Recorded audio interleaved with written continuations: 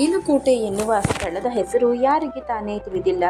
ಯಾಕೆಂದರೆ ಇಲ್ಲಿನ ಚೆಲುವನಾರಾಯಣ ಸ್ವಾಮಿ ದೇವಸ್ಥಾನವು ಅಷ್ಟೊಂದು ಮಹತ್ವವನ್ನು ಹೊಂದಿರುವ ದೇವಾಲಯ. ಅದೆಷ್ಟೋ ಕನ್ನಡ ಸಿನಿಮಾಗಳಲ್ಲೂ ಕೂಡ ನೀವು ಈ ದೇವಾಲಯವನ್ನ ನೋಡಿರಬಹುದು. ಈ ಸ್ಥಳಕ್ಕೆ ಸಂಬಂಧಿಸಿದಂತೆ ಹಾಡುಗಳನ್ನು ಕೂಡ ಕಟ್ಟಲಾಗಿದೆ.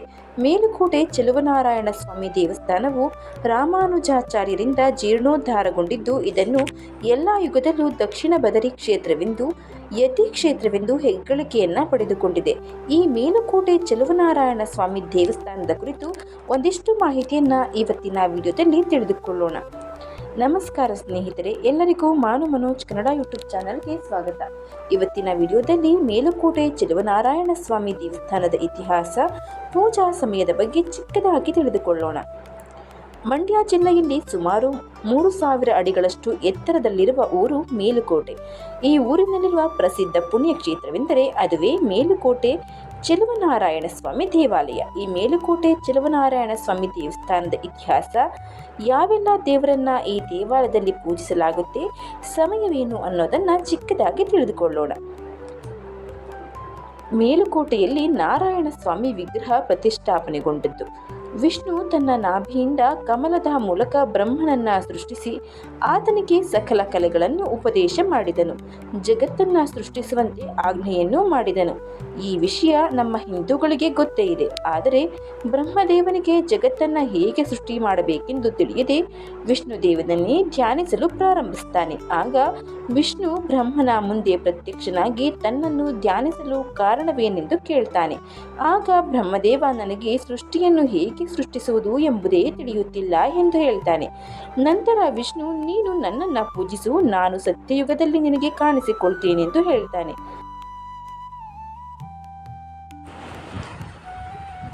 ಒಮ್ಮೆ ಸನತ್ ಕುಮಾರನಿಗೆ ಬ್ರಹ್ಮನು ಪೂಜಿಸುತ್ತಿದ್ದ ವಿಷ್ಣುವಿನ ವಿಗ್ರಹವನ್ನ ಭೂಲೋಕದಲ್ಲಿ ಪ್ರತಿಷ್ಠಾಪನೆ ಮಾಡುವ ಮನಸ್ಸಾಗಿ ಬ್ರಹ್ಮನಿಂದ ಆ ಮೂರ್ತಿಯನ್ನ ತಂದು ಯದುಗಿರಿಯಲ್ಲಿ ಸ್ಥಾಪಿಸುತ್ತಾನೆ. ನಂತರ ಬ್ರಹ್ಮನಲ್ಲಿದ್ದ ಚೆಲುವನಾರಾಯಣನ ವಿಗ್ರಹವನ್ನ ರಾಮನಿಗೆ ನೀಡಲಾಯಿತು.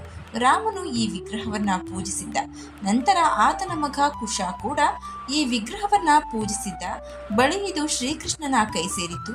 ಶ್ರೀಕೃಷ್ಣನು ಕೂಡ ಈ ವಿಗ್ರಹವನ್ನ ಪೂಜಿಸಿ ನಂತರ ಬಲರಾಮ ಮತ್ತು ಶ್ರೀಕೃಷ್ಣನು ಮೇಲುಕೋಟೆಯಲ್ಲಿ ಪ್ರತಿಷ್ಠಾಪನೆ ಮಾಡ್ತಾರೆ ಎಂದು ಹೇಳಲಾಗುತ್ತೆ.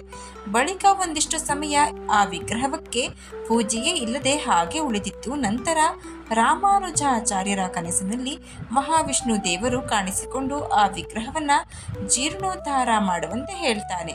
ಇಲ್ಲಿನ ವಿಗ್ರಹವನ್ನ ರಾಮಪ್ರಿಯ ವಿಗ್ರಹವೆಂದು ಸಹ ಕರೆಯಲಾಗುತ್ತೆ.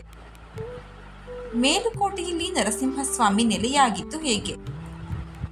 ಶ್ರೀ ವೈಷ್ಣವ ಪಂಥದ ಪುಣ್ಯ ನೆಲೆಯಾದ ಮೇಲುಕೋಟೆಯ ನಾರಾಯಣ ಸ್ವಾಮಿಯೊಂದಿಗೆ ಸಂಬಂಧವನ್ನ ಹೊಂದಿರುವುದು ಮಾತ್ರವಲ್ಲ, ಇದು ನರಸಿಂಹಸ್ವಾಮಿಯೊಂದಿಗೂ ಸಂಬಂಧವನ್ನ ಹೊಂದಿರುವ ಪುಣ್ಯಕ್ಷೇತ್ರ. ಇಲ್ಲಿ ವಿಷ್ಣು ಭಕ್ತ ಪ್ರಹ್ಲಾದನು ನರಸಿಂಹಸ್ವಾಮಿಯನ್ನು ಪೂಜಿಸಿದ್ದನು ಎನ್ನುವ ಸ್ಥಳ ಪುರಾಣವಿದೆ. ಪ್ರಹ್ಲಾದನು ನರಸಿಂಹಸ್ವಾಮಿಯನ್ನ ಪೂಜಿಸುವ ಸಲುವಾಗಿ ಧ್ಯಾನವನ್ನ ಮಾಡ್ತಾನೆ. ಆ ಸಮಯದಲ್ಲಿ ನರಸಿಂಹಸ್ವಾಮಿ ಪ್ರಹ್ಲಾದನ ಮುಂದೆ ಕಾಣಿಸಿಕೊಂಡು ನನ್ನನ್ನ ಯಾದವಗಿರಿ ಅಂದರೆ ಮೇಲುಕೋಟೆಯಲ್ಲಿನ ಬೆಟ್ಟದ ಮೇಲೆ ಪ್ರತಿಷ್ಠಾಪನೆ ಮಾಡಿ ಪೂಜಿಸುವಂತೆ ಕೇಳಿಕೊಳ್ತಾನೆ. ಚೆಲುವನಾರಾಯಣ ಸ್ವಾಮಿ ದೇವಸ್ಥಾನದ ಪಕ್ಕದಲ್ಲಿರುವ ದೇವಾಲಯದಲ್ಲಿ ನರಸಿಂಹಸ್ವಾಮಿಯನ್ನ ಪ್ರತಿಷ್ಠಾಪಿಸಿ ಪೂಜಿಸುತ್ತಾರೆ. ಅಂದಿನಿಂದ ಇಂದಿನವರೆಗೂ ಇಲ್ಲಿ ನರಸಿಂಹಸ್ವಾಮಿ ಪೂಜೆಯನ್ನು ಸಹ ಮಾಡಲಾಗುತ್ತೆ. ಚೆಲುವನಾರಾಯಣ ಸ್ವಾಮಿ ದೇವಸ್ಥಾನಕ್ಕೆ ಭೇಟಿ ನೀಡಿದ ಸಕಲ ಭಕ್ತರು ಬೆಟ್ಟದ ಮೇಲಿರುವ ನರಸಿಂಹಸ್ವಾಮಿಯ ದರ್ಶನವನ್ನು ಕೂಡ ಕಡ್ಡಾಯವಾಗಿ ಮಾಡ್ತಾರೆ. ಈ ಸ್ಥಳಕ್ಕೆ ತಿರುನಾರಾಯಣಪುರ, ದಕ್ಷಿಣ ಬದರಿ, ಯಾದವಾದ್ರಿ, ನಾರಾಯಣಾದ್ರಿ, ವೇದಾದ್ರಿ, ಯದುಗಿರಿ ಎಂಬ ಹೆಸರುಗಳು ಸಹ ಇದ್ದವು.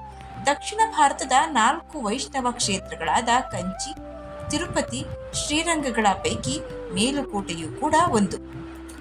ದೇವಾಲಯದಲ್ಲಿನ ಕೊಳ ಮತ್ತು ಪುಷ್ಕರಣಿ. ಇತರ ಆಕರ್ಷಕ ಸ್ಥಳಗಳೆಂದರೆ ಕಲ್ಯಾಣ ತೀರ್ಥ, ಅಕ್ಕನ ಕೊಳ, ತಂಗಿಯ ಕೊಳ. ಈ ಕೊಳಗಳಿಗೆ ಸಂಬಂಧಿಸಿದ ಒಂದು ಕಥೆಯೂ ಇದೆ. ಅಕ್ಕ ತಂಗಿ ಕೊಳವೆಂಬುದು ಇಲ್ಲಿರುವ 2 ಕೊಳಗಳಾಗಿವೆ. ಒಮ್ಮೆ ಒಬ್ಬಳು ಸಹೋದರಿ ಇಲ್ಲಿ ಒಂದು ಕೊಳವನ್ನ ನಿರ್ಮಿಸಬೇಕೆಂದು ಬಯಸ್ತಾಳೆ. ಇನ್ನೊಬ್ಬಳು ಹಿಂಜರಿಕೆಯಿಂದ ಅವಳಿಗೆ ಸಹಾಯವನ್ನು ಮಾಡಲು ಒಪ್ಪಿಕೊಳ್ತಾಳೆ.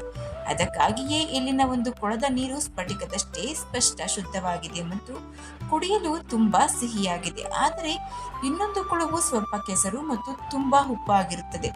ಕೊಳವು ಮೀನುಗಳಿಂದ ತುಂಬಿದೆ ಮತ್ತು ಸಣ್ಣ ಆಮೆಗಳು ಸಹ ಇಲ್ಲಿವೆ. ದೇವಾಲಯವು ಕಲ್ಯಾಣಿ ಎಂದು ಕರೆಯಲ್ಪಡುವ ದೊಡ್ಡ ಕೊಳವನ್ನು ಸಹ ಹೊಂದಿದೆ.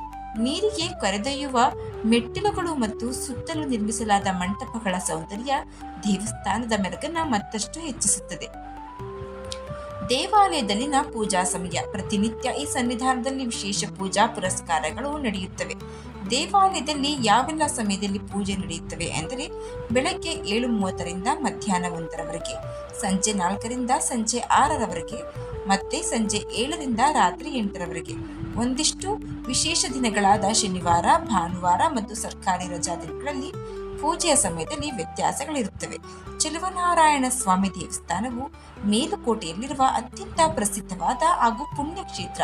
ಈ ದೇವಸ್ಥಾನಕ್ಕೆ ಭೇಟಿ ನೀಡೋದ್ರಿಂದ ಭಕ್ತರ ಕಷ್ಟಗಳು ಕಳೆಯುತ್ತವೆ, ಆರೋಗ್ಯದ ಸಮಸ್ಯೆಗಳು ದೂರ ಆಗುತ್ತವೆ, ಶತ್ರುಬಾಧೆ ನಿವಾರಣೆಯಾಗುತ್ತವೆ ಎನ್ನುವುದು ನಂಬಿಕೆ. ಶ್ರೀ ಮೇಲುಕೋಟೆ ಚೆಲುವನಾರಾಯಣನನ್ನ ನೋಡಲು ಮರೆಯದಿರಿ. ಜೀವನದಲ್ಲಿ ಒಮ್ಮೆಯಾದರೂ ಭೇಟಿ ಕೊಟ್ಟು ನೋಡಲೇಬೇಕಾದ ಧಾರ್ಮಿಕ ಕ್ಷೇತ್ರ ಮೇಲುಕೋಟೆ. ಈ ಮಾಹಿತಿ ನಿಮಗಾಗಿ. ಈ ಚಿಕ್ಕದಾದ ಸರಳವಾದ ಮಾಹಿತಿ ನಿಮಗೆ ಇಷ್ಟ ಆಗಿದ್ರೆ ದಯವಿಟ್ಟು ಶೇರ್ ಮಾಡಿ, ಲೈಕ್ ಮಾಡಿ. ವಿಡಿಯೋ ಬಗ್ಗೆ ನಿಮ್ಮ ಅನಿಸಿಕೆ ಅಭಿಪ್ರಾಯವನ್ನು ಕಮೆಂಟ್ ಬಾಕ್ಸ್ನಲ್ಲಿ ತಿಳಿಸಿ. ಚಾನಲ್ನ ಇನ್ನೂ ಸಬ್ಸ್ಕ್ರೈಬ್ ಮಾಡ್ಕೊಂಡೆ ನೋಡ್ತಾ ಇದ್ರೆ ದಯವಿಟ್ಟು ಸಬ್ಸ್ಕ್ರೈಬ್ ಮಾಡಿಕೊಂಡು ನೋಡಿ. ಧನ್ಯವಾದಗಳು.